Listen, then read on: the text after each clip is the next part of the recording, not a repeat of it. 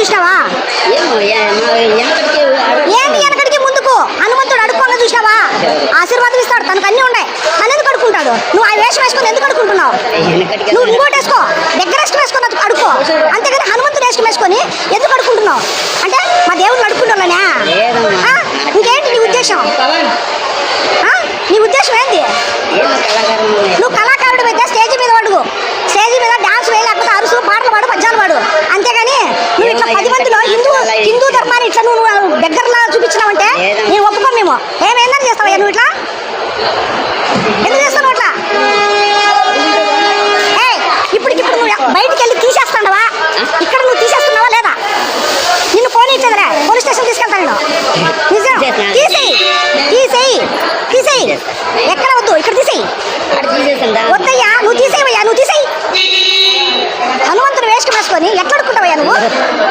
ఏంటది? నానేం చేసిన నానేం చేసింది చెప్పమ్మా. నువ్వు ముస్లిం అయితేనే ఇలా చేస్తావు, హిందూ అయితే నువ్వు ఇంత చేయవు నువ్వు. అవును, లేదు ఇంకొక క్రిస్టియన్, లేదు క్రిస్టియన్ అన్న అయిండాలా. అంత రెండు కాకుండా నువ్వు మా హనుమంతుని ఇంత అవమానం చేయవు నువ్వు. అయ్యో దేవుని సత్యంగా అట్ట ఇది ఆ మాటలు కాదు, తీసేది. తీసేయి వేషం, ఫస్ట్ వేషం తీసేయి. ఫస్ట్ నేను ఎత్తి మీద గుడ్డ అది తీసేయి. నిన్ను చూడాలి నేను ఒకసారి. తీసేయి, మాలు తీసేయి, మాలలు తీసేయి. చెప్పు నాకు, ఇంకెప్పుడు ఈ వేషం వేయనని చెప్పు. చెప్పు. వృత్తి ఏంటి? వృత్తి నీకు రాసిచ్చినావా? నీకు రాసిచ్చినావా? మేమేమన్నా మా హిందూ ధర్మంలో దేవతల వేషం వేసుకొని అడుగుతామని చెప్పేసి మేము చెప్పినావా? ఇట్లాంటి పని ఇంకోసారి చేస్తే ఆ వేషంలో కొట్టలేకపోతే ఇప్పుడు కొడతా నిన్ను.